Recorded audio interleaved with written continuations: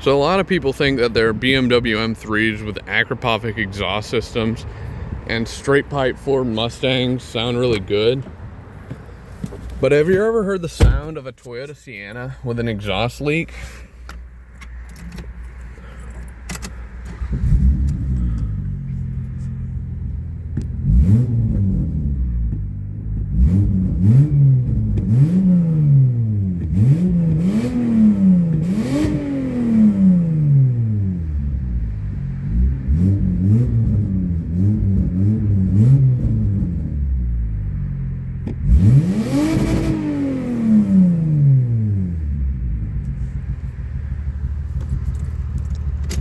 Sounds pretty good, doesn't it?